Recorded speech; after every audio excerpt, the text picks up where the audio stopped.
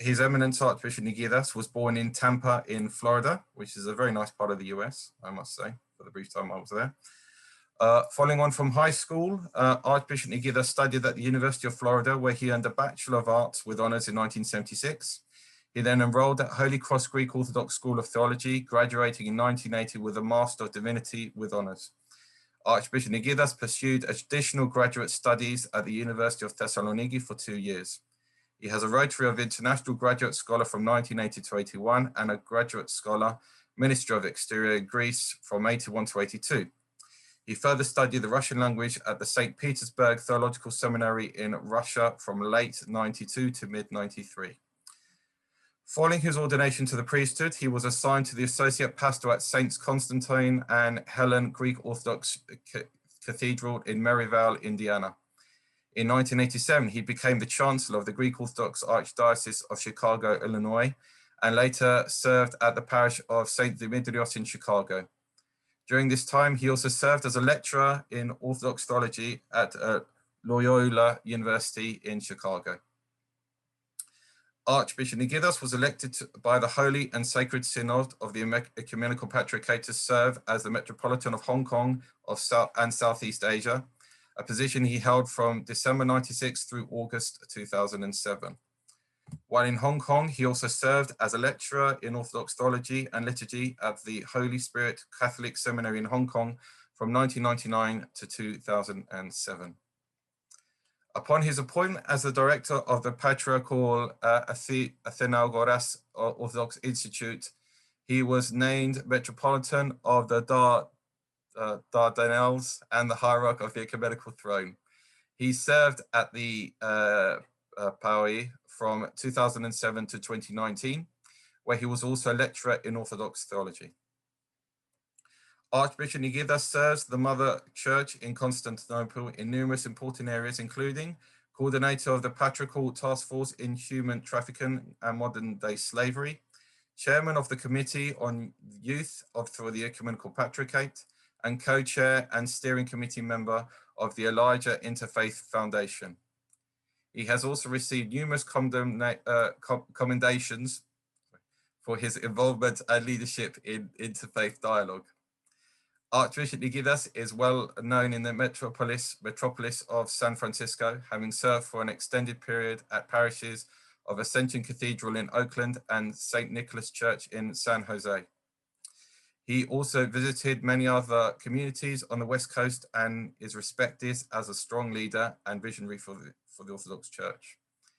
His Eminence Nikitas was elected Archbishop of Thyatira and Great Britain on the 12th of June 2019, and by the grace of God, he graced us with his presence today. Your Eminence, as I'm sure you would say in the US, you now have the floor. Good afternoon, but I would say first, Christ is risen. And I will take the floor and thank you. Thank you very much for allowing me to be here with you and to share a variety of thoughts, not only with this group, but for those who might eventually see on YouTube or through some other system or platform what I'm going to speak about. I want to thank you first, Andrea, for your very gracious offer, and as well as the offer which came from others who work with you.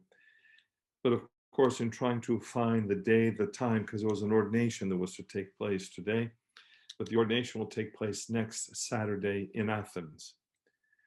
So while I love London and the communities, Athens will be a very nice break. So we're going to speak today about the faith, superstition, because it's quite a challenging subject for many of our people. Because there seems to be a mix in the minds and in the hearts of our people on what is allowable and what isn't. You know, the greatest teacher of theology is the grandmother. And while the grandmother may have good intent and goodwill, she does not often have the training and the education and the correct understanding of things.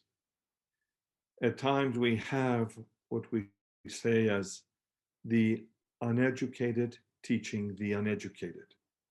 So we become a system and a change of people who believe things we believe to be true and may not be so. When I taught theology in Berkeley, I often gave my Orthodox students a very serious warning. Be sure that you know what the church teaches and not what you think the church teaches. Many of our people have a grasp of what the church teaches, but beyond that initial grasp and the development of it, they have a distorted reality of what Christianity is about. And Christianity is not what I want to make it. It's what's been entrusted to us. For Christ said, go out and baptize and teach. He didn't say, go out and create a new system, do something different. But he said, take what I've given you and share that with others. And while everything that he said and did cannot be contained in all the books that we might have, we do have some things, and we need to cherish those and keep those things in a very true and real way in our hearts and minds. You may have heard it said many times that Christianity was born of a Jewish mother in a Hellenistic world. And prior to Christ, the Jews themselves and Judaism and the Judaic faith had issues and challenges. We know that even during the time of Moses, when he ascended to get the tablets of the law, the people left the true faith of then and began to return to the worship of idols and put their trust and their faith, not even in the princes of men, as the Psalms say, but put their trust and their faith in human creations. And it's very interesting that while on one hand, what we have received as the truth is to take us to a higher level, and the spiritual understanding for God is truth, many other faith traditions have chosen to bring God into a lower level and create God or gods in a variety of images and likenesses, including animals or the mixture of animals and human beings and all sorts of things. When Christianity developed and began to grow, we have to be honest and admit that there was even great confusion in early Christianity. People began to define the faith as they wanted. And of course, we have the issues of theology. The best example in the early church is that of Arius. And do we define Christ as being of the same essence or similar essence or substance as the Father? And that was a great theological issue and challenge. But in those early Christian communities, we see that in some of them and some of the individuals, even if you read in the book of Acts, we saw that there were issues concerning magic.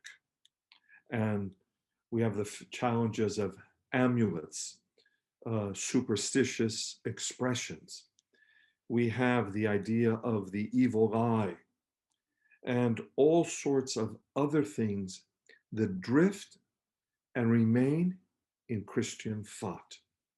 And I don't want to say in our theology, because those things are outside Christian theology. They remain perhaps in the minds and the hearts of people. And we have, even until this day, very strange practices and customs which people think and believe are really Christian. And some of them are those little eyes and beads that people seem to wear, as if a trinket is going to ward off evil. and we put our faith and on our trust in the trinket and not in the name of Jesus Christ and the truth which he has given us. Or you have some very other strange practices. When people tie a knot in a piece of fabric or material, or we see that people wear other forms of ecclesiastical jewelry as if these things will protect them and keep evil away. You have to have faith and you have to believe. And it cannot be an empty faith. And it cannot be a faith of idolatry and worshiping almost these images and these human creations which we believe will keep evil away. So many of our people, and not only our own people, but in other branches, other expressions of Christianity, share similar expressions. And there is a mixture of superstition with Christian truth. But let's listen for a moment to what Scripture has to say about some of these things. And I'm just going to read you two short passages. Do not turn to mediums or wizards. Do not seek them out to be defiled by them, for I am the Lord your God. And that comes from Leviticus. And I'll get back to the underlying principle in a moment. And in Deuteronomy, there shall not be found among you anyone who burns his son or his daughter as an offering, anyone who practices divination, a soothsayer, a sorcerer, a charmer, a medium, a wizard, or a necromancer. For whoever does these things is an abomination to the Lord. And because of these abominable practices, the Lord your God is driving them out before you. That's from Deuteronomy.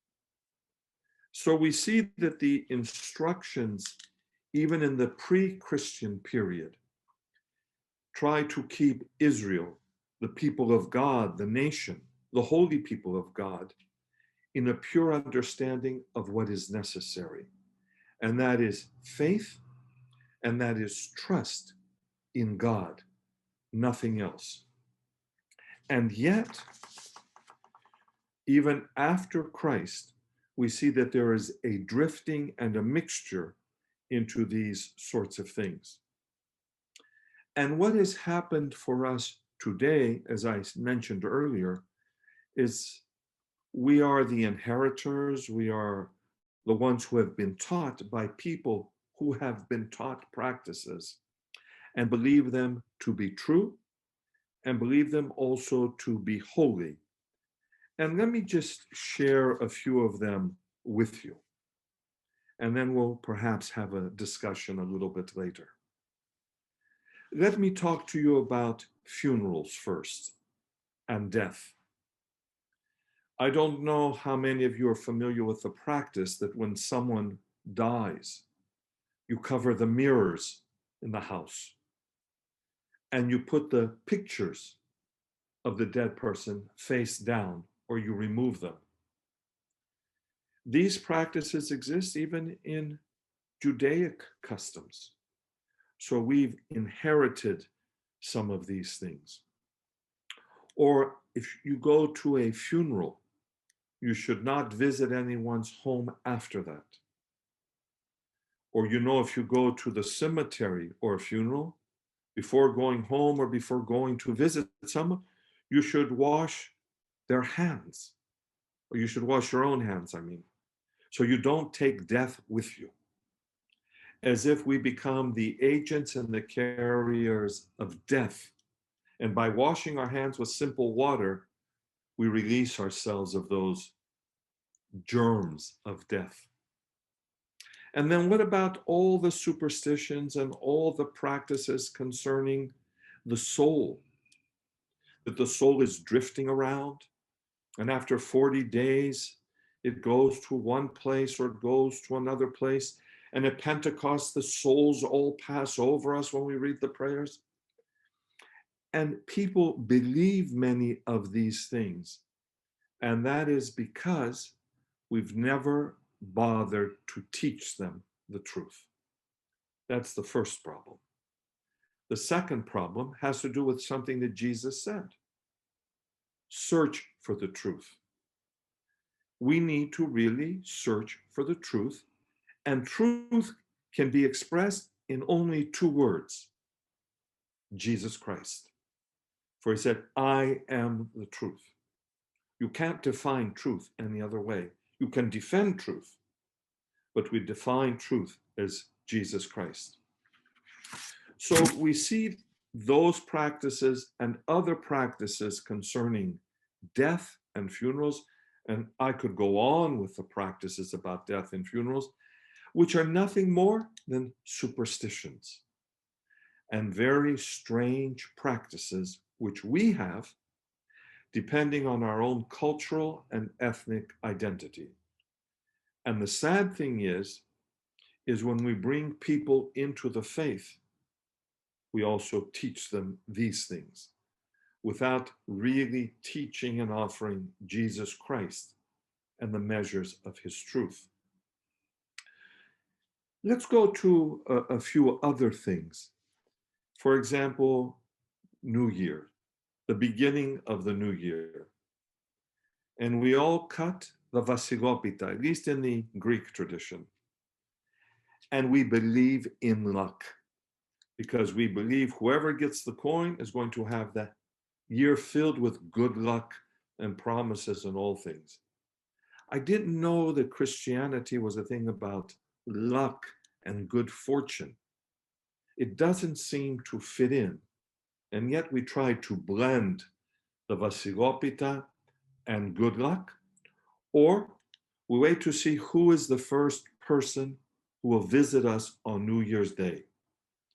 And in some practices and traditions, we have to be sure that the person comes in on his or her right foot. Because left is evil. If you study Latin, you'll know that the word for evil is sinister. And left is sinister. So they become associated. And we see that these are practices that have just come in, bringing into the superstitious traditions. For us, even the idea that if a widow should come to our house on New Year's Day, it's going to be bad luck. My aunt, my mother's sister, who was a widow, would not visit anyone on New Year's Day because she did not want to be blamed for the problems that might come around. But we also have the other issues and the challenges concerning the new year. And I find myself guilty of this one in some ways, is that on the day before, I clean so that everything is in place and proper. And I do it more because as a bachelor, I have to always keep things in order, but people believe that when the new year comes, it must find you with everything in order so that everything in the new year will also be good and proper in order. And whatever you do on the first day of the new year, you will continue to do each and every day of the new year. So you don't wash, you don't iron, you don't do all sorts of other things, which probably relate to the Judaic influences that we have, again, in our lives as Christians and people. There are all sorts of other practices, and I'd like to share a couple of them with you, just so you might laugh, or you might understand what people believe, or the challenges people face when they come across them. So if you go to church Holy Friday in the evening, and we have the matins actually of Holy Saturday morning, and there is the epitaphios, which is the cloth, the fabric icon, and the catafalque or the kuvouklin is richly decorated with flowers. So what do we do with those flowers? Well, there is a practice, a tradition, a superstition amongst some people that you take them and you boil them in water and you wash your hair with that water. Because if you do so, you will not have headaches for the rest of the year. Or let's look at some of the other things that people do, or what we believe to be a Christian religious practice, which is more of a superstition. Some of them are actually quite funny, and it has to do with salt. Now, there is expression, if you don't want any more guests, you put salt at the door, because salt is going to keep them out. And there's the practice or the tradition that when a woman is pregnant, with the use of salt or an egg, or actually something on a long cord or string which you spin above her stomach, the pregnant area, you'll tell she's going to have a boy or a girl. But the most interesting connected to that is that even modern science can be wrong. Because there have been the doctors who tell a family you're going to have a boy, and all of a sudden a little girl comes out. And there are cases of that. So we as Christians have to learn how to separate and to distinguish. And we as clergy find that quite challenging at times, because people come to us for all sorts of prayers with their demands.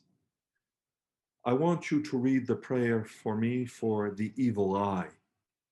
Or, Father, you have to read me the prayer for bad dreams. And there are indeed prayers for some of these things.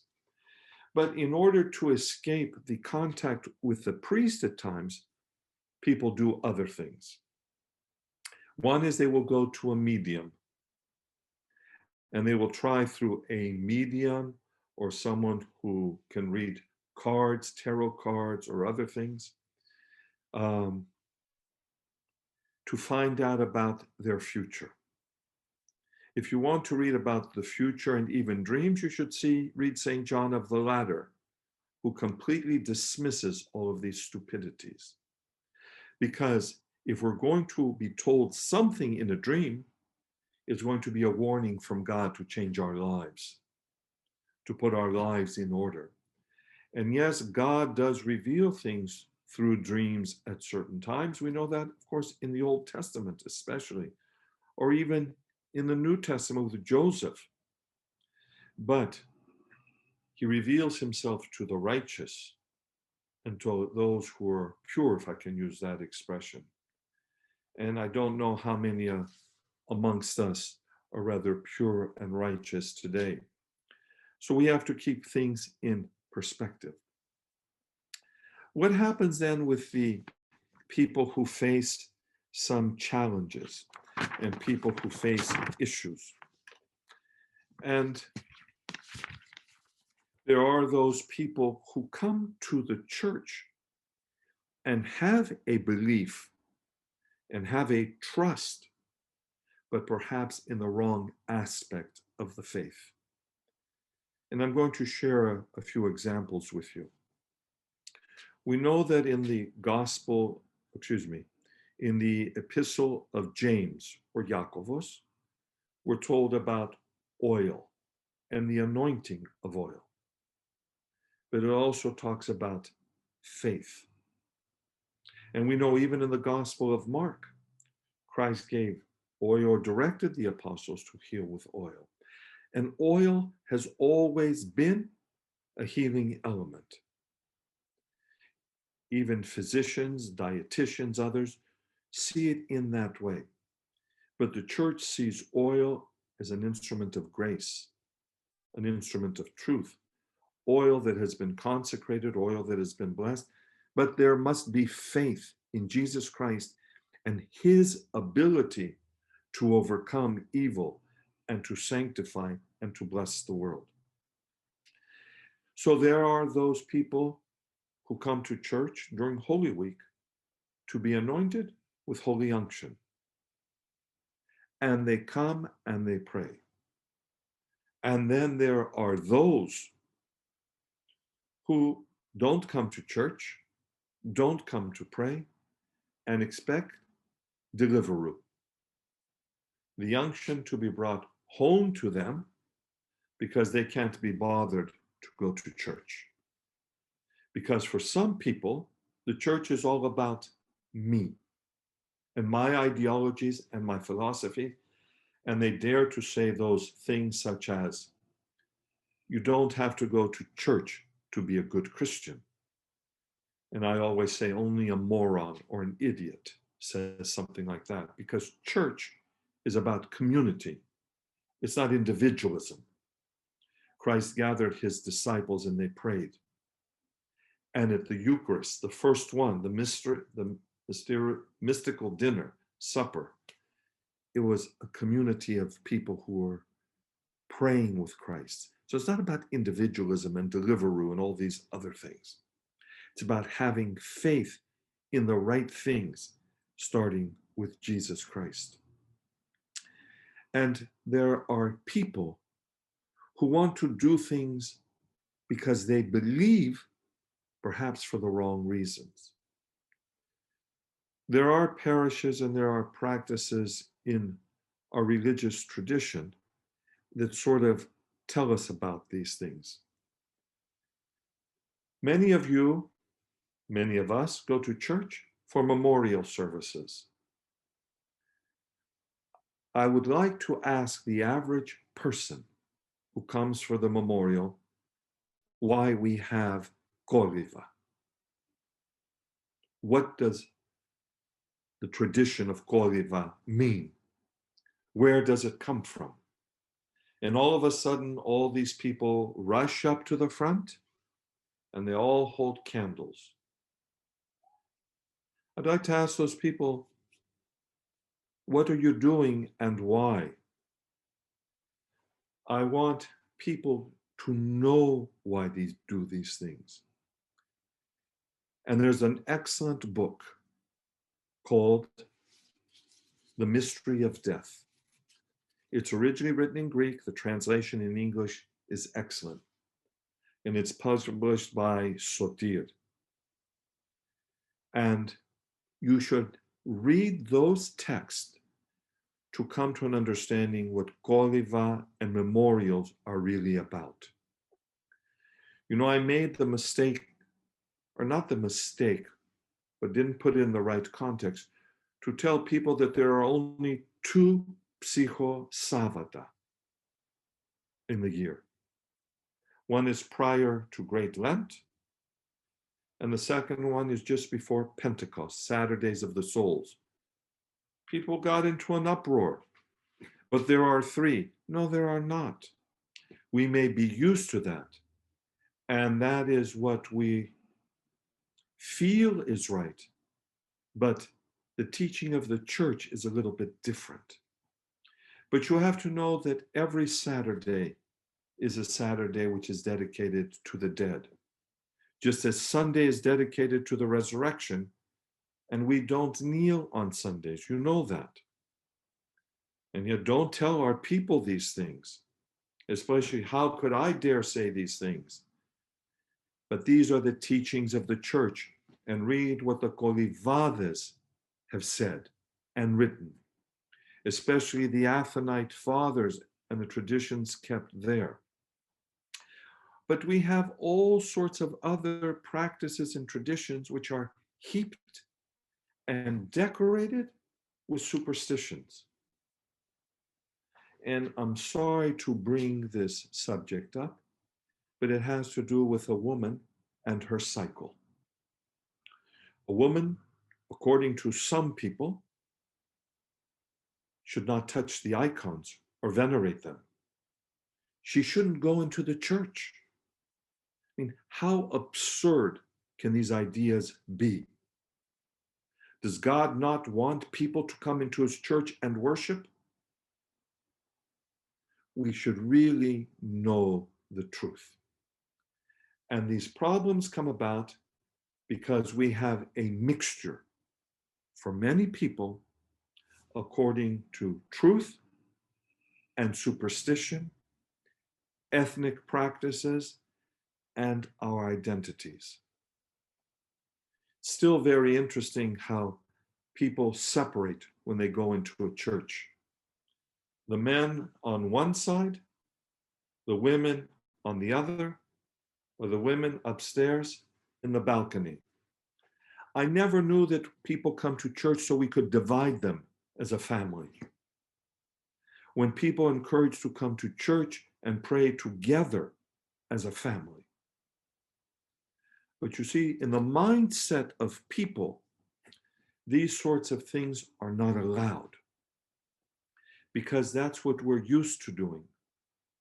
That's what we believe is right. That's what we think is right. And yet, it may not be so.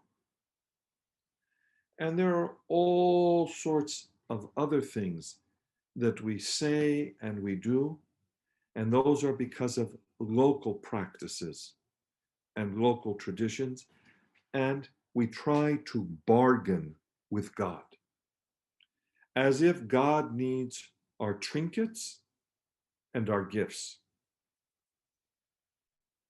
We tell God, if you make me well, if you heal, then I will do this. If you take care of so-and-so, then God, I will fast. God, if you do this for me and let me heal the lotto, I will give the first million to your church. It's very interesting because Jesus said, take everything that you have and give it to the poor, and then come follow me. But modern days of salvation, salesmen of salvation, tell us, give me your check or your contribution, and then you might be able to follow me and join me.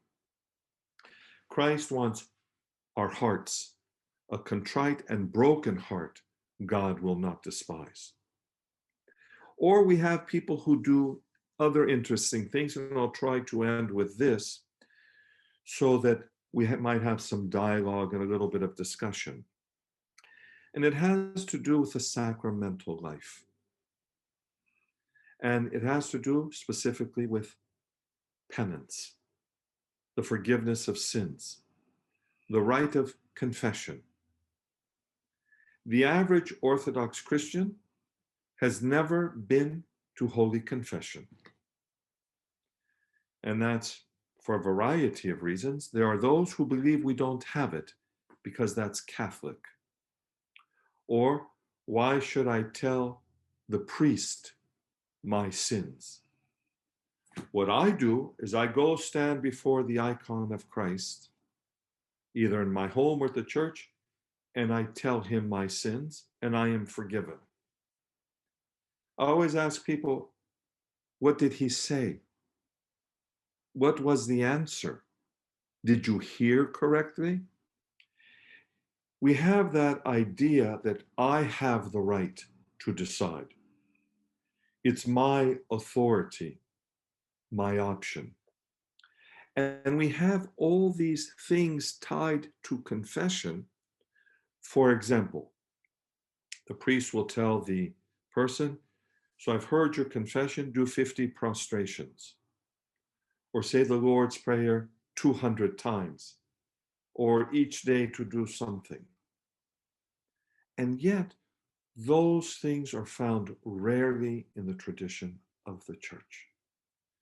And confession is not something connected with practices like that in our modern day and time.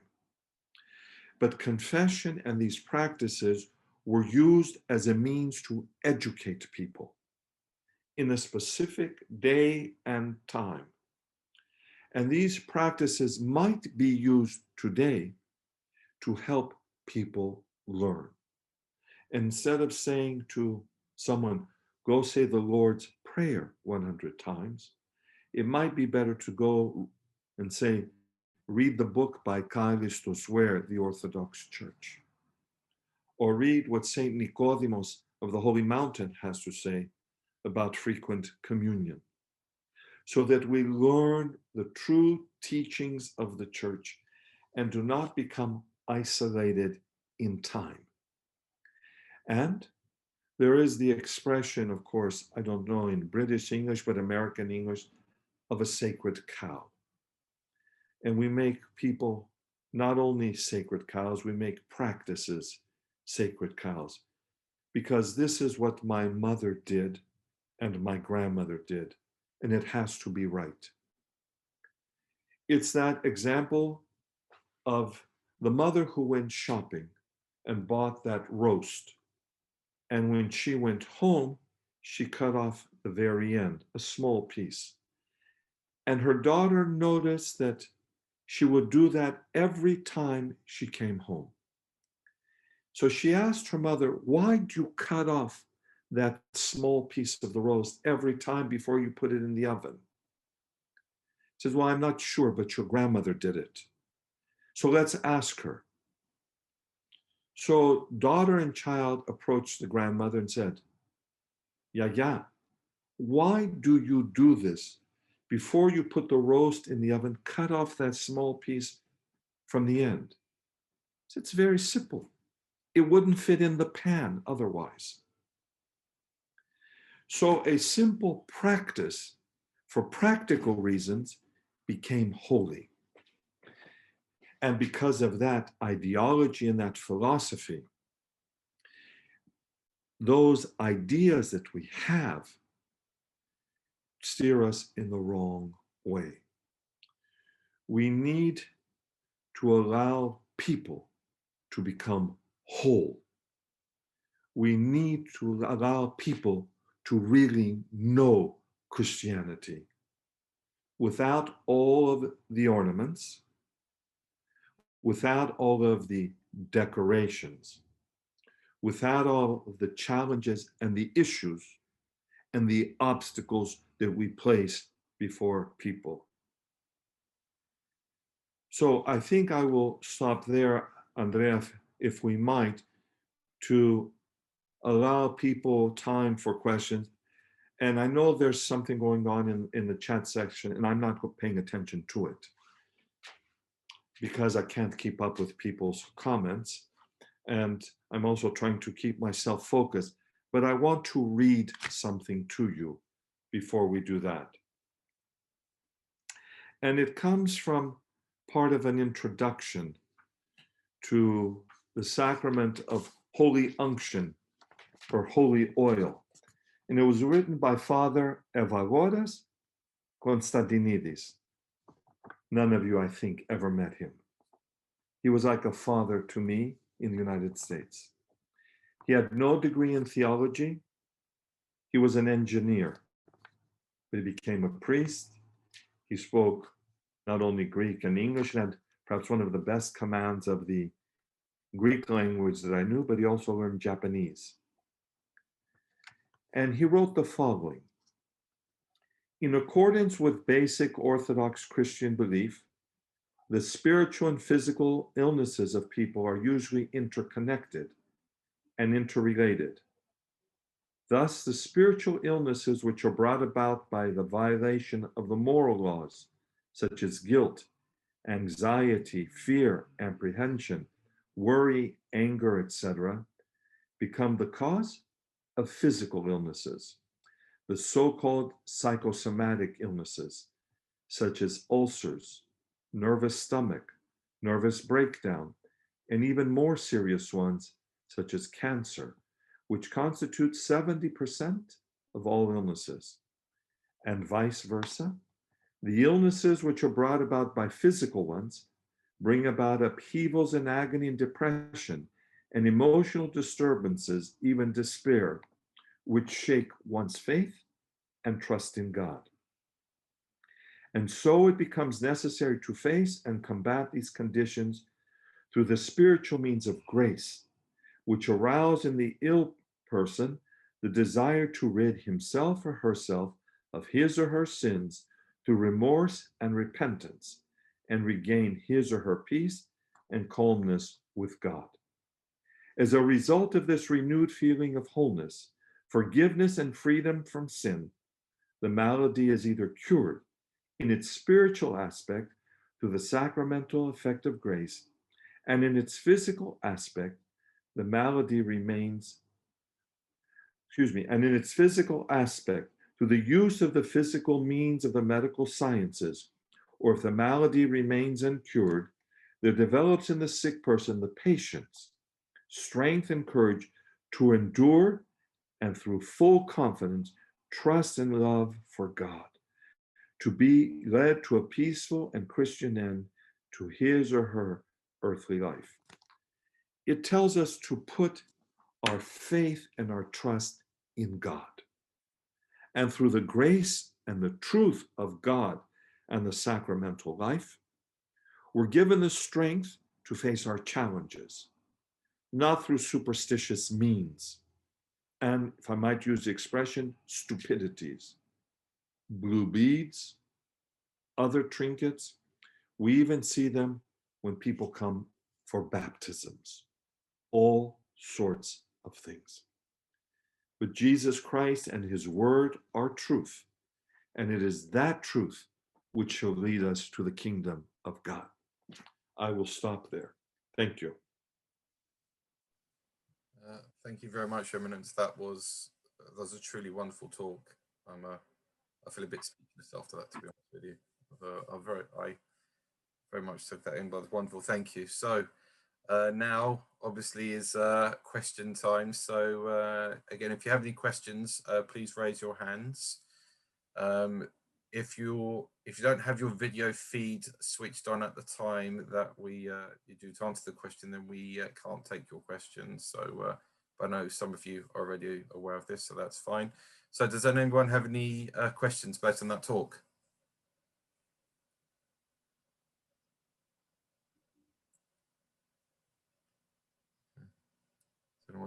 I think Luke had a question. I'll paraphrase it because it was in the chat. When you said, Your Eminence, that some say women can't even venerate the icons when they're on their monthly cycle, Luke wanted to know, because he had a conversation with someone said that they can't commune whilst on their monthly cycle. So he just wants you to clarify about this. There is, I believe, one canon that says something about that, and it's by one of the individual clergy, the saintly fathers, who makes mention of that. That practice, along with some of the others, is a very difficult one. And I'll go back to the words of Father Vagodas for one moment. It has to do with the idea of guilt. We have to be upfront and we have to be honest when we talk about things. Women were taught that they were unclean, that they were wrong, that it was part of a curse. Judaic expressions and things also came into our practices, and we have to be very, very careful. And I'm going to give you an example. And you ask me, or you ask yourselves where the love of Christ is in this situation. When I was living in Hong Kong, a woman came to me to see me about a problem. It was Holy Saturday, and she said that I kept the fast this year the first time as strictly as I could. And I'm sorry, but I just began my period today. What should I do for communion now at the resurrection? You ask yourselves, what would Jesus Christ say? And when we start making comments about who and how and why we should or should not receive communion, we need to be very careful. So if you don't keep the fast of Lent, you're excommunicated. Did you know that? So don't come to church for communion. And the canons go on and on. It's very easy to quote the canons to our advantage and when we want them. You know, if you don't go to church for 3 Sundays in a row, you have to stand up publicly and give the reasons. You're excommunicated. So we need to be very, very careful. And that's why in the tradition of the church, there is the idea of the spiritual father who helps guide someone. And what if someone is in the hospital and she or he are bleeding and we don't know if they're going to live or not because the person's losing blood? Would you commune them if you were the priest? And I don't know why my mind is going to this. We have those other issues and situations when people say, well, the sacraments of the church, how many sacraments are there in the church? People will say 7. That came in from the West. You know that. The church itself is the sacrament. So I think there's another hand raised. And I think it's Alban. I don't know how you put hands down or allow people to speak. I believe Alban has the ability to unmute himself. So Alban, would you like to ask your question? Yeah, so following up, I've heard years ago, I had this, that if you're in the altar and you start bleeding, you should actually leave the altar. Did you roll your eyes? I don't know. Just a follow-up question, is that? How are you going to start bleeding? Did you cut yourself or something? I don't know, if you just randomly get a nosebleed or if you... Or would you? Sorry? You wouldn't allow a woman in the altar and she started bleeding, so it has to be for a man. And how's he going to start bleeding? Yeah, if he suddenly gets a nosebleed, or maybe he's cutting up the bread for the prosciutto or for the antidoron or something. Or even if he just already had an open wound or something and it closed and for whatever reason opened again. But if this is the case, what would be the reason for this? There is the practice, if you commune and then you bleed, you cut yourself, we usually burn whatever you use to wipe it, because say the communion. But how long does the grace and the communion stay in your body? Number one. But Albert, I want to go back to something else because it comes to mind about the altar, okay? I'm absolutely opposed to taking children when we read the 40th day blessing into the altar. There are clergy who take boys in and leave girls outside. There are priests who take the boy in and place it actually physically on the altar, and the girl is outside. The altar is not for unbaptized children, so no child should go into the altar. You know, there are things we need to start putting in order. And it's not an issue of one's sex or discrimination or what's politically correct or anything like that. It's an issue of what's right. I don't believe in taking and putting children on the altar and unbaptized children into the altar area. I'm sorry. That's a much later development and it doesn't belong there. Okay. There's another question. I see George. George, would you like to switch your video on? Thank you, George. You have the, okay, I've unmuted you, George. You should be able to unmute yourself now. I'm with someone in the car and they've asked me to ask this question. Why is it that females are not allowed in the altar? Well, actually, that's an incorrect assumption. The altar area is only for the ordained clergy. So all these little boys that people have come in, altar boys and things like that, number one, is technically incorrect.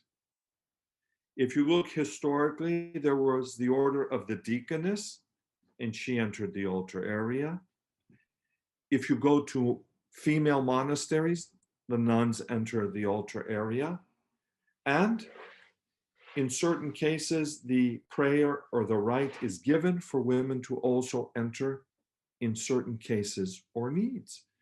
So it needs to be kept in the right perspective. So to make blanket statements is rather incorrect. So unfortunately, or fortunately, depending on what one feels about these things, and that's why I'm not taking a side, the order of the deaconess disappeared. So it's no longer around.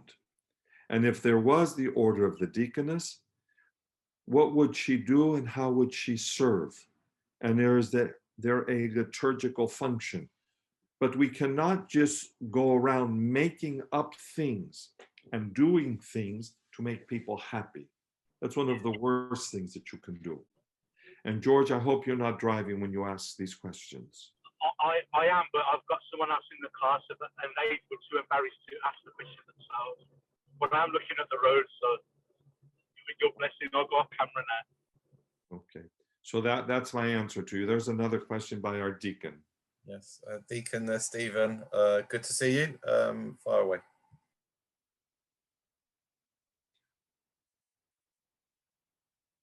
Hold on, you're muted. There you go.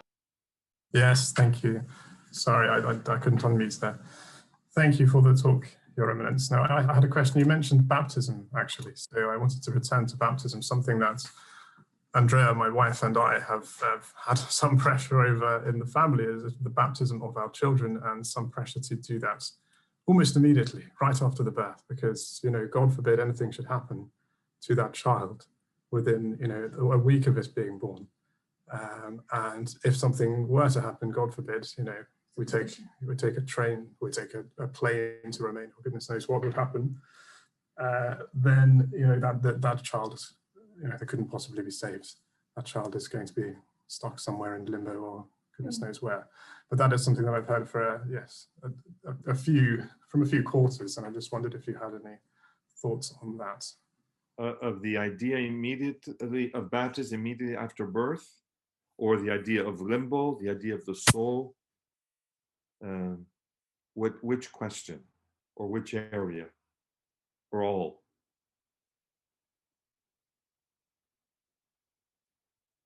Did anyone hear me, or? Yes, I can hear you again, sorry. So well, the idea of baptizing children as soon as possible, because if not, you know, God forbid anything should happen to them, they are unable to be saved. Okay, well, it's a rather complex question. And first of all, let me tell you that baptism saves no one. Baptism saves no one, because many people who are baptized left the faith. So if you believe that baptism saves you, then you can just walk away at any time. There is the practice of baptizing children at a very young age so they can grow up in the faith. And we know even from the time of the apostles, whole families were baptized. So that, of course, would include children. Baptism does not guarantee salvation, because there will be a judgment day. This idea that children will go into sort of a limbo is almost like purgatory. And we don't know what shall happen. And this, since I'm speaking to an adult audience, telling people, you know, well, the baby went to be an angel with God, is some sort of thing that we make up to comfort ourselves, as if God's in need of angels and baby souls. The only thing that we know is that God in his mercy will make the judgment, not us.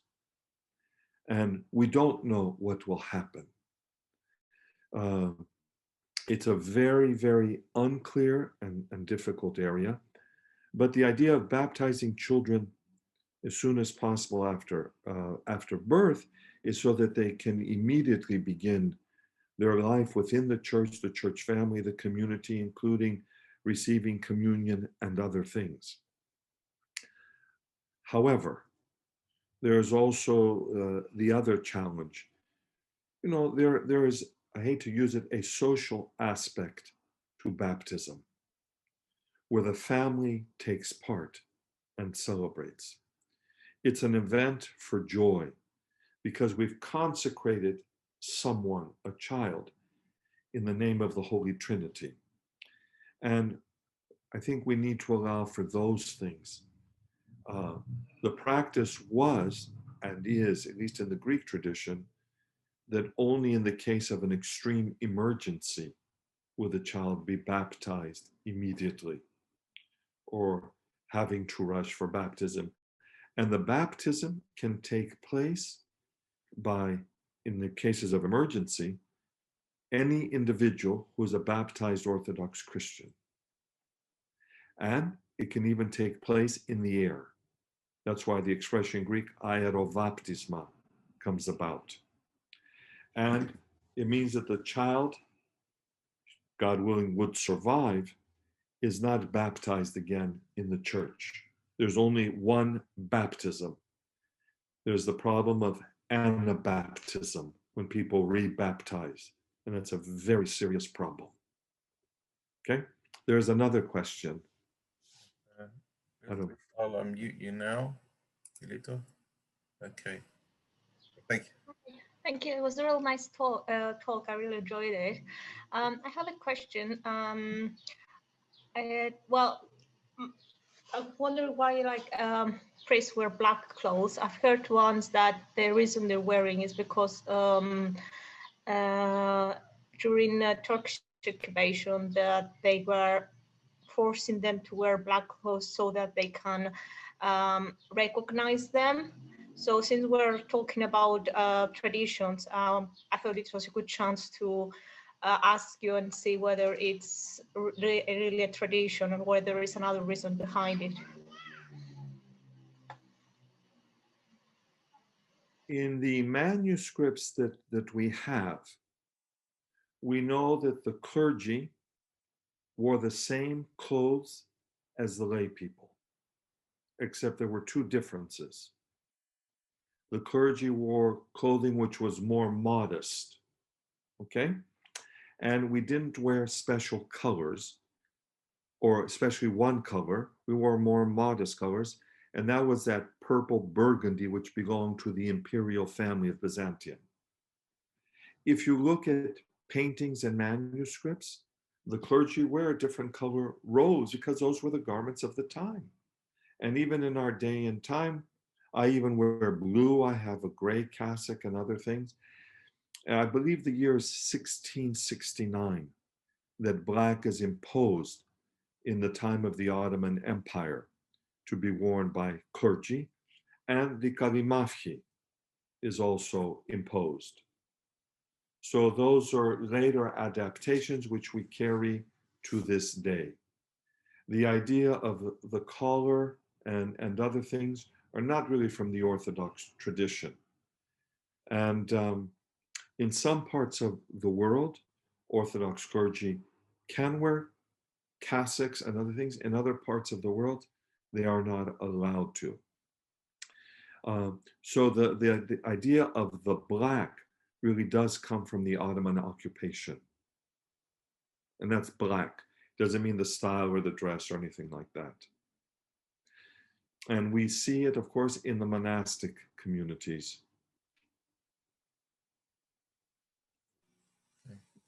Thank you very much. I do have a couple of chat questions. Apologies if I can't say this properly. The first one says, can you talk to us about diophysitism or myophysitism? Myophysitism. Yeah, I've got a bit tongue-tied there, so apologies. I don't know if I'm unmuted. You're unmuted, yes. So that has to do with the natures of Christ. And you know, there were all sorts of problems, and that is why the councils have been called in the early church. The first great council having to do with the issue of Arianism and other things. And we find the problem of the nature or the natures of Christ coming about. And that is Christ of one nature, two natures? Is one nature absorbed and lost in the other nature? And at the fourth great council, which may be the greatest gathering of theological minds in history, we have the decision, at least which we follow today, and that of course has to do with two natures of Jesus Christ. and two natures which are distinct. And while they may coexist, one is not lost in the other. And we speak of one person with two natures, two wills, but there's really one identity, one person called Jesus Christ. And we look in Scripture and we see how these natures or these identities are expressed, whether it's the humanity, you know, when Christ saying, Father, if you can't take this cup away from me. His humanity, we even see it during the time with the raising of Lazarus, you know, that Christ as a human being cried for his friend Lazarus, and yet as God, he wept when he saw the world and the image of God in the state in which it was. The word that used to be used was, of course, monophysite. And the idea of the mia physite, mia physis, is more of a recent development in trying to show that, yes, there are two natures, but they've come into one being. It's used by the churches which call themselves Oriental Orthodox Christians. And we have many of them, as you know, in the UK, I believe thousands, under Archbishop or Bishop Angelos, or Angelos, depending on how one pronounces it. There are some 25 to 30,000 and others. Our churches are not in communion at the present time, even though we have worked out many of the theological differences and challenges, but there is then the challenge of administration, the challenge about what do you do about the people we excommunicated and they excommunicated? What is the exact statement that might come out? And I don't say it's a parallel, but something also that's challenging is the procession of the Holy Spirit, which is a challenge with the Western churches. Okay, so that's one question, Andrea. Brilliant, thank you. I've got another. I answered that, so. Thank you. I'm going to onto the chat question very quick because it's first way to, and then I'll go to Marios and Harry. So this question is with regards to women chanters in the church. So what is the church's position on women chanters? And in a parish, sorry, I've just said another one. In a parish where there are male chanters, should the women sit back and not chant? Is there a case where women should be silent in church? Well, let me start with the last part first. I wish everybody would be silent in church.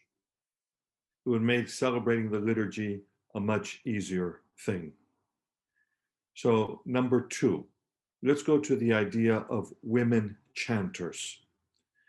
And personally, I don't have an issue or a problem with it if she knows how to chant, but I have the same challenge and issue with a male if he knows how to chant. Many of the people who think they know how to chant do not. And it becomes torturous for me in the liturgy to listen to these people and have to put up with them, number one.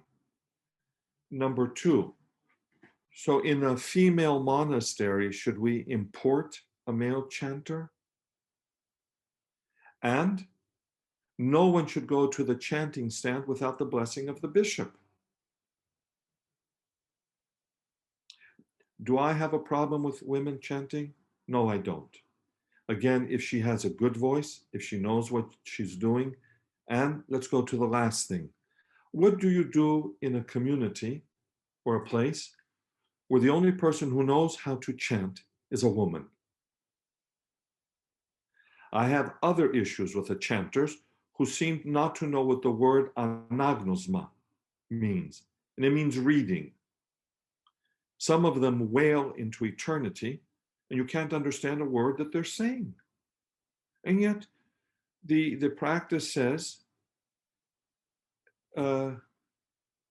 it's a reading, you know, and we hear, I feel like I'm in the mosque at some point. So let's put things in the right perspective. And the same thing with readings. There's a separate category of the readers, just as there is of the chanters, and those are specific orders, the lesser clergy in the church, which we need to clarify some things. Okay? Thank you very much for that, Your Eminence. So I'm going to pass you on now to Marius, Emma, and Harry, or I presume it's Harry that's got the question, if I know from experience. And then I'll answer a chat question, and then I'll go to Auburn. One moment. Auburn had his question of the day. Okay.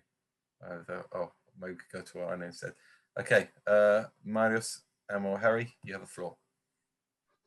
Your blessing, Your Eminence, Christ is risen. Truly is risen. Thank you for the talk. My question is related to, I guess, how the Typikon came to be, the capital and the small case T on the traditions of that, and how services came to be created. For example, parts of the matins were, some of them, and parts of the Kadabasiers we sing, they're written by, I think, some saints of Saint John Romanos and Saint John Guguzelis and various other saints. They've composed hymns and they've been put in various parts of the services. And I'm asking, my question is if you can give a bit of information about how those services came to be, how matins came to be formed, and like it wasn't just an ad hoc. Oh, let's add this. This is a nice hymn. Let's put this in, and maybe in the future, maybe more service could be created. But how does this typical? And then people say, oh no, the typical says this. You have to do this. And in the end, it's just prayer. And how much does, I guess that's for order of the people. I don't think God really cares so much about the details of the Typikon. We have a way of doing things. And I wonder if you could give a bit more enlightenment on that and on the big T's and the small T's of that. Well, since you've asked about 2 questions rolled into one or so, I'll try briefly to respond. There is not one Typikon. Historically, there are many, as there are many today.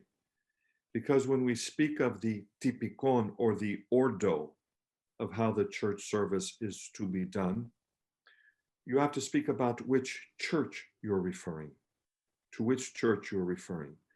Here in the UK, we belong to the Patriarchate, the ecumenical throne, and we follow the Typikon, or the order of services, according to the Patriarchate, which is not exactly the same as the Church of Greece, the Church of Cyprus, the Church of Romania, the Church of Russia, and going on down the line. And it has not only to do with the matins, has to do with the liturgy as well. So it's quite complicated. Both, or the various Typika, come from a variety of influences. First is the monastic, from the Studite monastery, for example, the Studios monastery in Constantinople, and the monastery of Saint Savas, and also from the order of Jerusalem. And these things developed over the centuries, and there were various contributions. In fact, the liturgy as we celebrate today has also been changed and altered. And I'll give you the best example. You know, most of you will hear by the intercessions or by the prayers of the Theotokos, and then save us, O Son of God. Those are later adaptations. The Psalms were chanted, and those were called the Typika, or they're still called the Typika. And we see those things as being chanted in the services. And the services grew over the centuries by the various additions and things.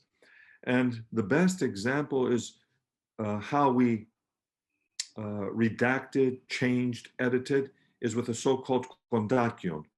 All we have today is a small remnant of the kondakion, which we use and we hear.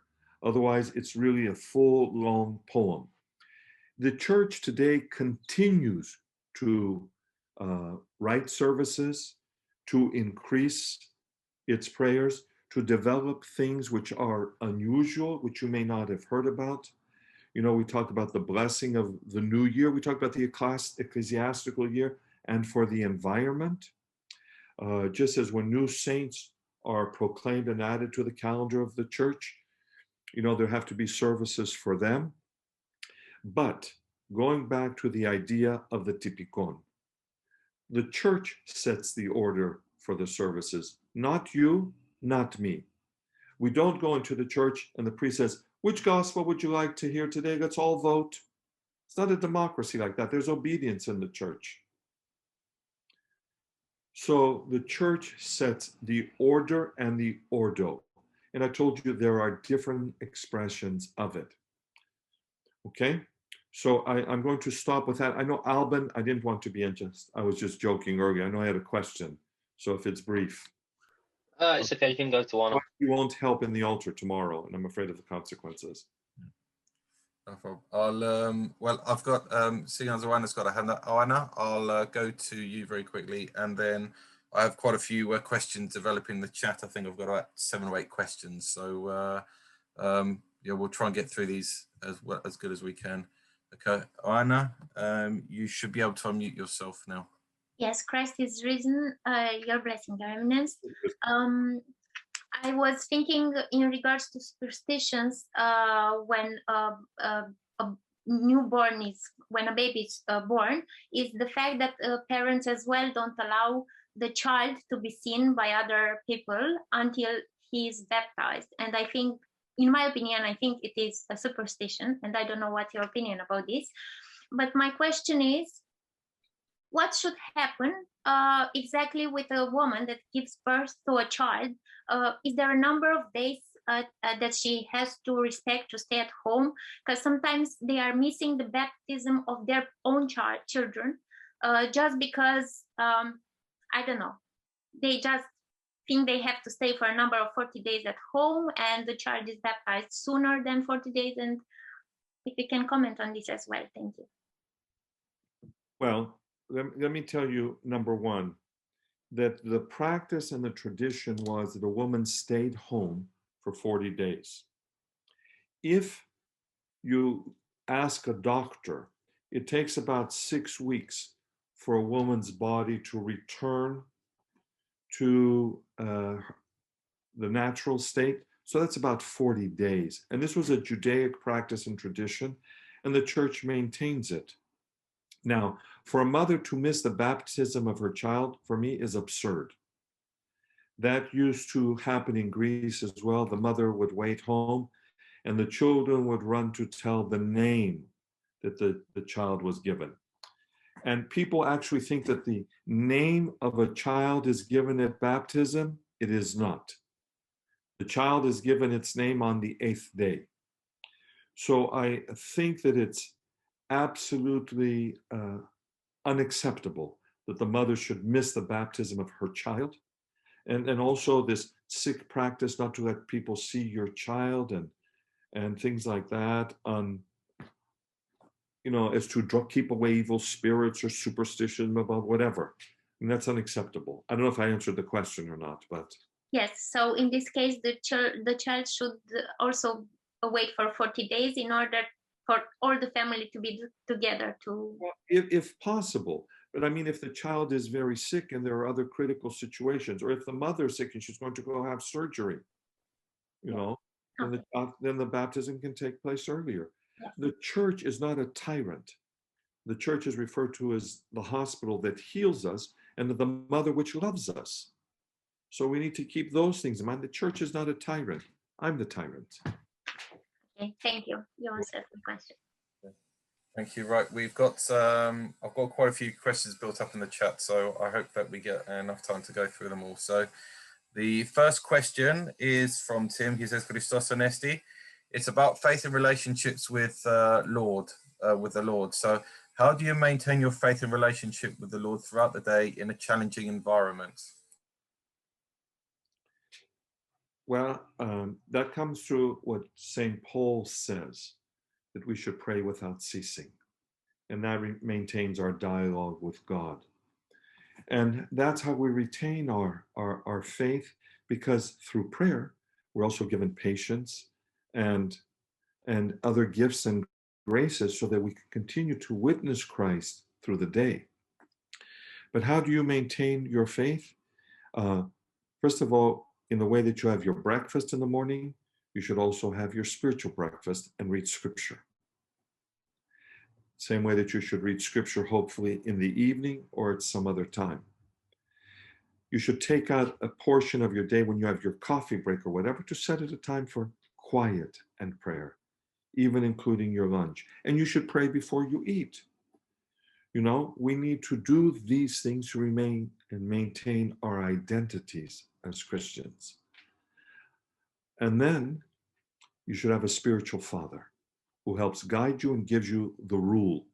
And obedience is a very, very important thing. We need to be obedient to Christ, to the church, and to our spiritual father. And your spiritual father will lead you to Christ. He's not interested in collecting trinkets and individuals and making a charm bracelet of people. He has to help people come to Christ, and that's his purpose. Okay? Thank you. The next question is from Luke, who asked the question. You mentioned the dreaded filioque controversy, and what are your thoughts on it?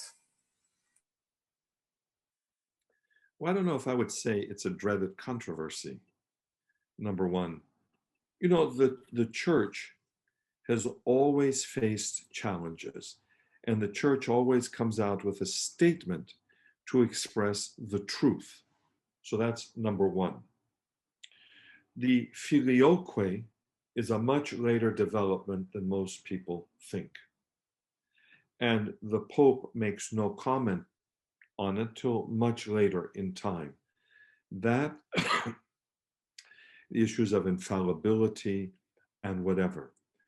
So can we find a formula that's acceptable to both churches? Of course we can. But there is the serious challenge. When the church, the universal church, came out with a statement of faith, there's also the agreement or understanding that no one may add or subtract. No individual, no branch, no church may add or subtract from the faith, because that holds us together as a community and a body of believers. It is one of the points on which we always dialogue. Can there be a solution? Of course there can be a solution, because for every problem, there's a solution. We have to be very, very careful. And even going back to the issue with the natures of Christ, do not think that in the church, only religious influence and doctrine and holiness determine things. In the church, also human beings. And what do I mean by that? If Constantine had not called the first council, someone else might have, but a human being had to convene it. So human beings play a role in the development of theology, but also politics, language. You know, if you go to Alaska and you read the portion where it says that he was sitting under the fig tree, I don't think there are any fig trees in Alaska. So how do we translate these things? And, you know, even in Greek, we have to be very, very careful with the language and how we translate things. I read almost daily a statement which comes from a pastor in Hong Kong. He's not Orthodox, he's a pastor, but it's very, very good. But sometimes I don't agree with his understanding of words in Greek. So we have to be careful with language. And there's so many other influences, including the rivalry for power. But I won't go into those things now. I sort of drifted away. So you have to understand that Western Christianity, while we say uses the filioque, it does and it doesn't. We know that the East all celebrates and uses the creed without the filioque, but in Western Christianity, it depends on who's reciting the creed, where they're located, and who's in the group. Okay? Because at times the Pope has recited the creed without the filioque, so have Anglicans, so have Ukrainian Greek Catholics, and on down the line. Okay? Okay, great. Thank you. I have a question myself, but I just want to make sure, is there anyone else who'd like to ask a question, either in the chat or would like to hold up their hand? Now everyone's finished, I'll just jump back quickly, Your Holiness. You said earlier about how there's a tradition of if you bleed after you receive communion, you burn whatever took the blood. If that's a correct practice, is the woman who communes whilst on her cycle then expected to burn whatever catches her blood? Well, I've never been faced with that challenge or question before, and I don't know how many Orthodox or people have heard this idea of burning the cotton or the Band-Aid or whatever you call them, your plasters or on down the line after communion. So there may be many people who are not even familiar with those practices. The same thing, what happens to the baptismal water, in a similar way, after the baptism? It's very easy when you have a built church to say, well, we do it this way or that way, but I'm going to tell you a very practical problem. And I won't mention the country. When I was living in Asia, we were conducting baptisms in a hotel.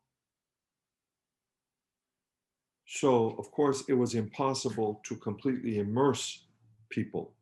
What do you do with the baptismal water afterward? How do you dispose of it? Because it's been consecrated. It's not very easy to have people carrying pails of water to go outside and find bushes or plants for them to put the water there. Situations can make our life quite complicated and difficult. We also celebrated liturgy, and the person came knocking at the door from the hotel to ask what was going on. And I just said, oh no, a bunch of Greeks singing Greek folk songs. And we're having liturgy. You don't know the dangers and the problems until you live them. This, of course, it depends what you're knowledgeable of and what you know. And this has to do in some ways, Alban, with what you asked. What do you do with that water, for example? I think we have another question. Stefan, is your video on? Okay, brilliant. Stefan, you should be unmuted now. Thank you. Thank you for your talk, Your Eminence. I really enjoyed it and got a lot out of it. I was wondering about the practice of having a spiritual father in the times that, almost like superstition, it can be maybe overdone. I've met some people who the advice from their spiritual father has been so strange, and yet they followed it rigidly to the letter, potentially into danger. How do we evaluate wisdom from a spiritual father while also showing obedience, and to avoid getting to a position where we're just relying on them to map out our road to salvation rather than working on it as well on our own? Well, first of all, I think Father John, who spoke the other night in Father Nifon's program, addressed some of these issues. And in our day and time, there's a confusion on what the spiritual father, the confessor's role is. He's not to answer that question if I should buy a new car or not, and if my wife and I should continue having children. Your spiritual father is to discuss your sins and to receive proper guidance. That is why, in the real understanding of the church, very few people hear confession and should have the right to hear confession. I believe that someone who hears confession, maybe after he's been a priest 20 years, maybe 25 years. That's one of the problems in some of the Slavic churches. When someone becomes ordained a priest, all of a sudden he starts wearing a cross and he has the right to hear confession. And if he's 25 years old, what experience does he have in life? First of all, he's not even ordained canonically. You have to be 30 years old to be ordained a priest. So we have to be very careful in whom we choose as a spiritual father. And the spiritual father is not there to be a guru, but he is to help us with our sins and our problems, and you don't run to him each and every day. It's not a monastic life.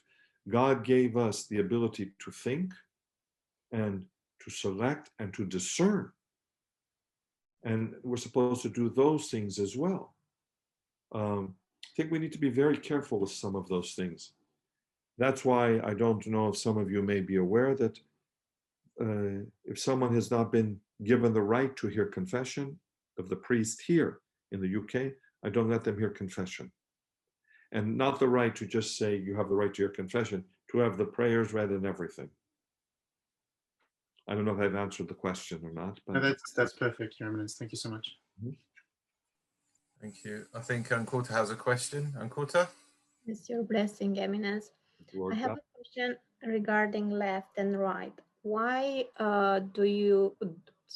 why we are only using the right hand to make the sign of the cross? That's a very interesting historical question. I'm not sure I have the answer, but right is always considered to be correct. You even have it in the English language. That's right, means that it's correct. And the majority of the population is right-handed. Number two.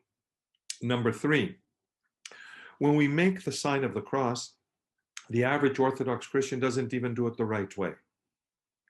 And you know, historically, there are various ways of making the sign of the cross, correct? You know about the old believers in Russia? Those sorts of things. And why we put 3 and 2. And in the West, why they go this way?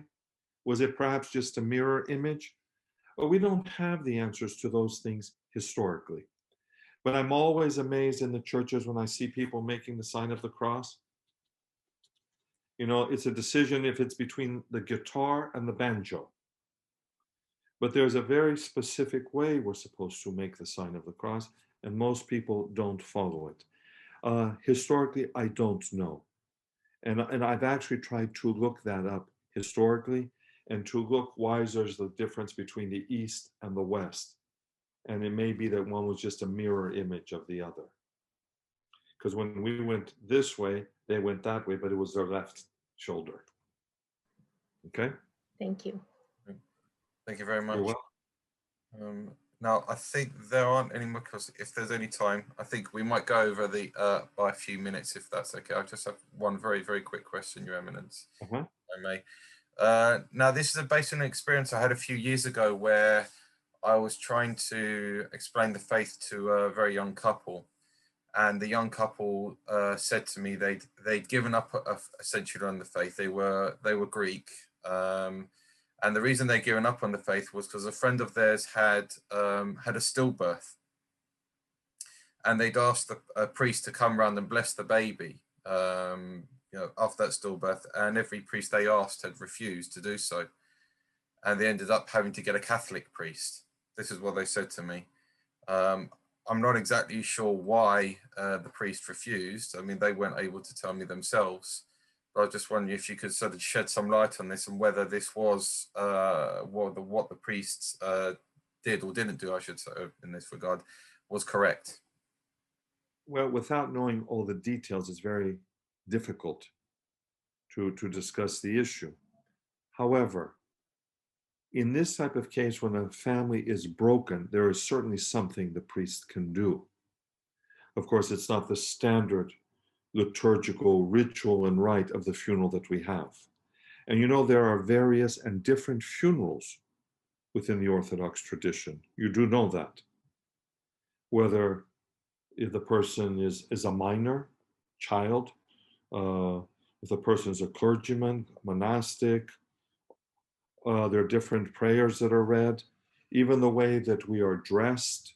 So there are various traditions and practices. And there's an encyclical from the Church of Greece in the cases where there's no Christian clergyman to bury someone who died who was Christian. The Orthodox priest may conduct a rite. It's limited and very specific, but the church did come about with something like that. So certainly in this case, the priest could have done something. okay? But there is no rite or ritual for a stillborn child.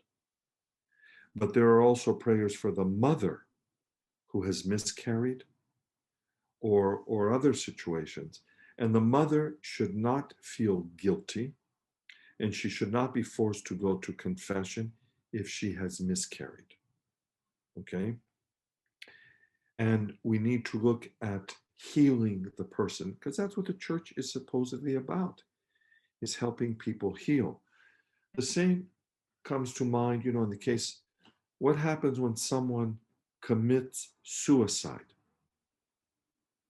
Do we allow for a funeral or not? Do we allow for a funeral? Totally in the case of suicide, if I'm sorry to interrupt, it's because suicide is an unforgivable sin, if I'm not mistaken. Is that how In most cases, suicide, for a person who commits suicide, there is not a funeral, unless the person has had some psychological illness or treatments or blah, blah. But anyone who commits suicide must have serious issues. But what are we telling the family? What are we saying to the family? That we reject you and your child who committed suicide? Is there no love from God? Is there no grace? Is God so short and without any expression of compassion? So what do we say to the family that is in pain? I mean, there are certain pastoral issues and challenges that we need to address. And the church, when it writes all these things and prayers for the environment or whatever, can we not write prayers of compassion for someone who has committed suicide, so the family hears that the church does have love and compassion and we don't leave them with just nothing? I mean, you just can't close the door on people. Or what about the people who are going to be cremated? The church says technically there is no funeral. But I'll give you a personal example. A friend of mine made out her will, and she had prepaid the funeral.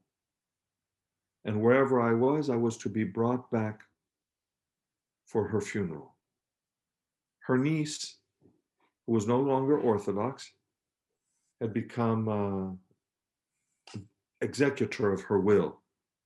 So when the aunt died, she changed the decision, claimed back the money from the prepaid funeral, and had her aunt cremated.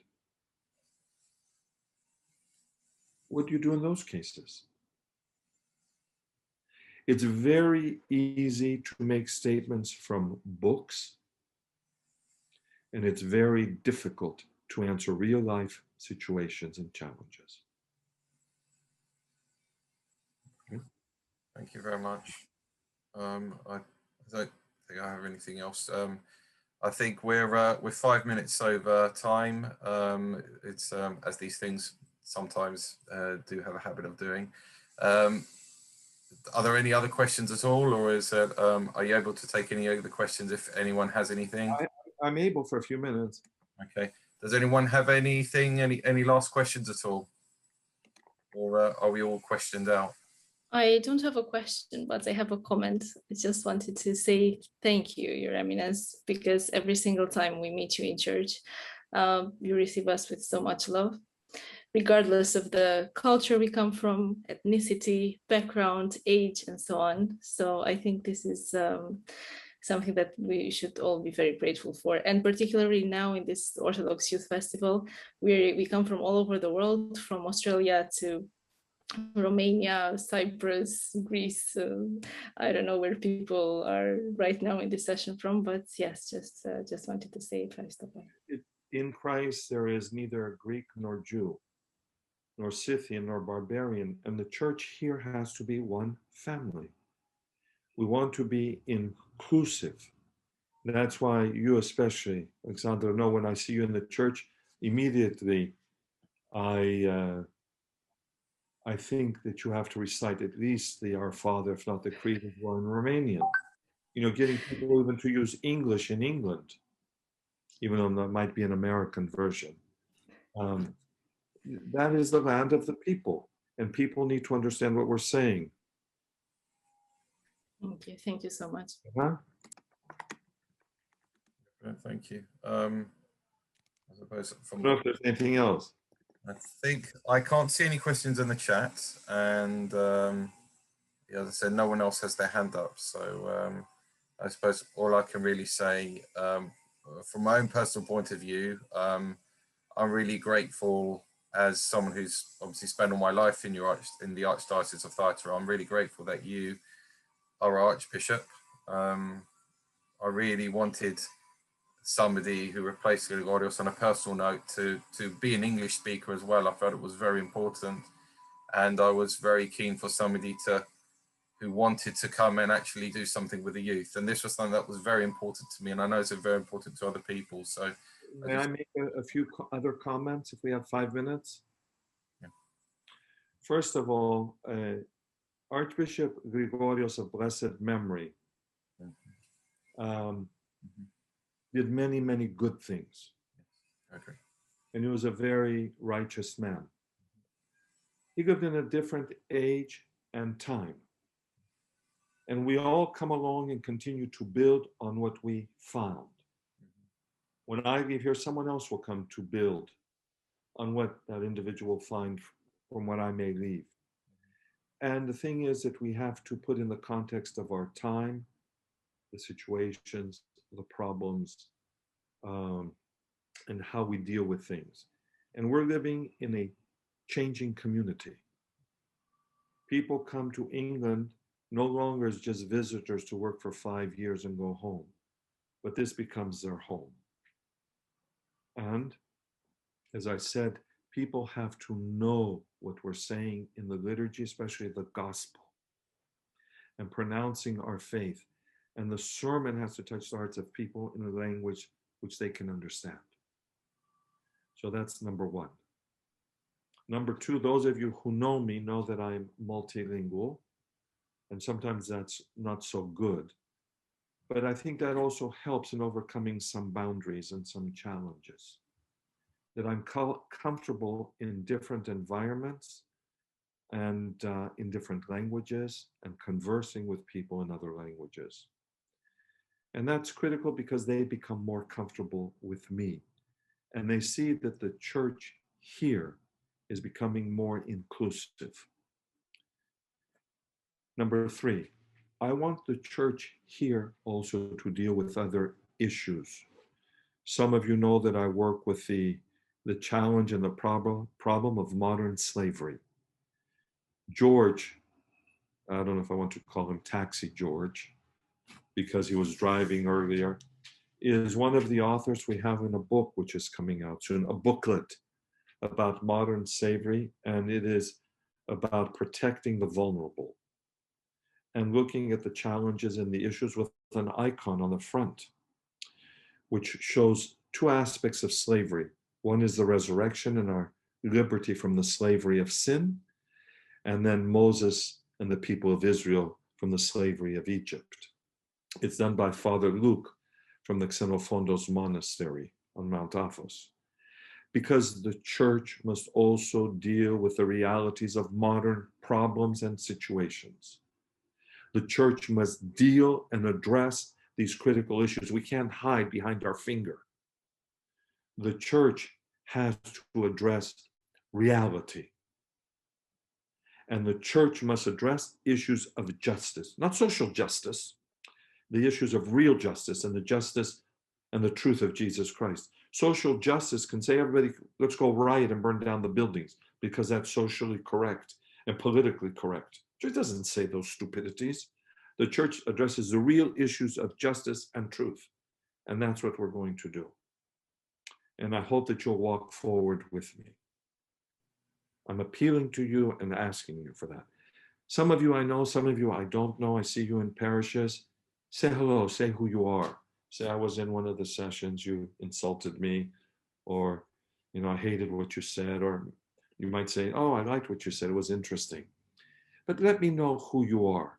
You see, we're doing things also now through food banks, the parish of St. Nectarios in Battersea, with Father Christodoulos, who's lovingly known as the Buddhist in our group, is leading the way with his team there. We have the Spirus, who are working in the Church of the Holy Apostles, with Father Joseph, and I say the Spirus because it's Stella and Spiro who are spearheading things there. And we have the Hookways in the parish of St. Demetrius, and that's because Christ said, feed the poor, minister to those in need, help with the hungry. If we don't do that, we're not a church. We're going to do what Christ said. That's what we have to do, is listen and be obedient to his teachings and his word, and that'll put us on the path of salvation. Sorry to be preaching, but it happens. I'm in the profession. No, thank you very much. Forgive me. No, you probably have somebody else ready to go on, so sorry. Forgive me. I think that, do we have one more question at all? Not sure we do. Okay, I think we do have another question. So Alexandra, did you want to ask something? No, I just saw a question here from Father Julian, I believe. All right. Oh, so, oh yes, I see the question, sorry. It says, do you pay, I assume this is, I assume I know the answer to this already, but do you pray for the Ukraine, Your Eminence? Well, let me first go by American English. We no longer say the Ukraine, we just say Ukraine. I don't know in British English what is correct. We say Ukraine as well. We don't say the Ukraine. I don't know, because you people have all these strange expressions here that I'm still trying to figure out. But of course I pray, and I have friends who are there, and I hate to use the expression, friends who are on both sides, okay? But I also have a Jewish friend there, because Ukraine is not made up of only divided, miserable, pitiful Orthodox. It also has Jews, it has atheists, it has Protestants, it has Catholics, it has the so-called Uniats, the Greek Catholics. I pray that there will be peace there. I will pray that people will come together in the spirit of unity and in the spirit and the name of Jesus Christ. But I also pray for other parts of the world. I pray for Belarus at this time and the problems there. I pray for Turkey and the problems there. I pray for Greece and Cyprus. I pray for the United States, but more importantly, I pray for people. I pray for people. And just so some of you will know as a fact, if you've ever given us any names at the Archdiocese for prayer, they're read at every liturgy. You can ask Father Nifon, because he's usually the one reading the several hundred names, if not up to 2,000 names. And I actually received a call about a problem a challenge in Ukraine a couple days ago.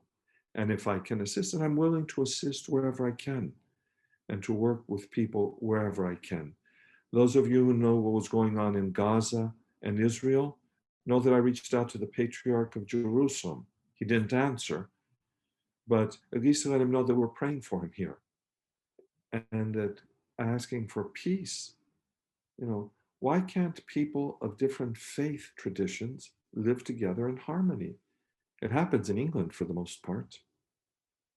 It happens in the United States for the most part. Why can't it happen elsewhere? Because of the problem of land. That's the issue. Who has the right to the land?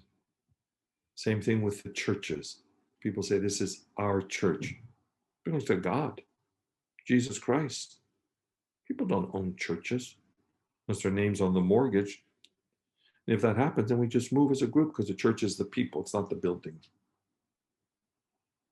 And for those of you who want to see the consecration of a church, in mid-July, you can go to Lincoln and see the church there consecrated. I will be there with Bishop Yakovos and the clergy to consecrate the church. and my new Andimitia, which contain British saints on them, including Saint Sophrony. Thank you.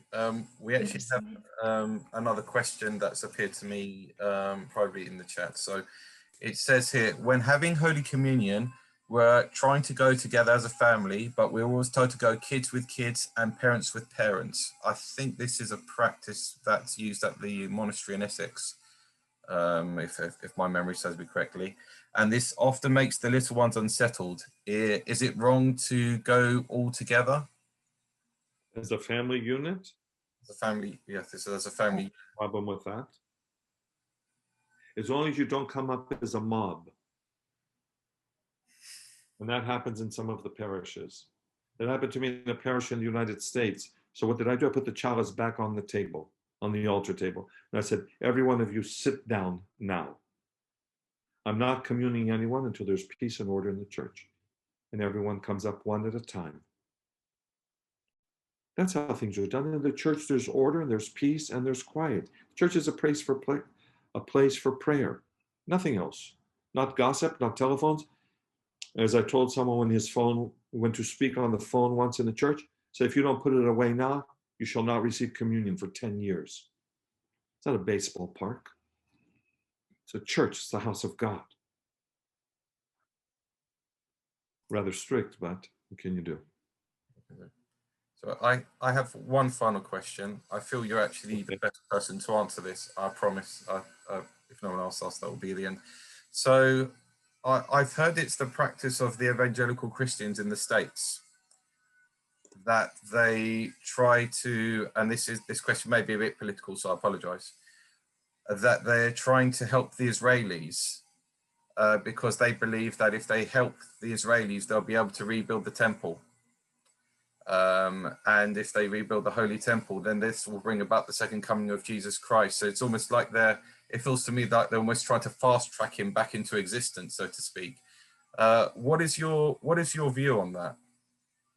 I'm not really sure. There are some, because you see them on, these television programs and whatever. I really don't know. I don't involve myself in those sorts of things. And if you can help a human being, if it is an Israeli, and be careful because you say Israelis, because there are Israeli Jews and there are Israeli Arabs. And there are Israelis who belong to other faith traditions. So we have to be careful sometimes with the language we use. And when people say Greek Easter, I often say, well, when's the Italian or the Chinese Easter? There's Orthodox Easter, Pascha. That's it. And I don't mean to harp on it with you, Andrea, but I'm really not so familiar. But there are some groups in the United States which do help. But if you can help a person who is poor and in need, that's a blessing from God. That person be a Jew, an Arab, a Muslim, an Israeli, a Christian, an atheist. You help anyone who is in need. I try not to take sides in those sorts of things. Okay? No, appreciate that. Thank you. Appreciate that. Okay, I think we're out of questions. I think the well amount have actually finally run dry now on that. So, Your Eminence, it has been an absolute privilege and a pleasure to have you join us.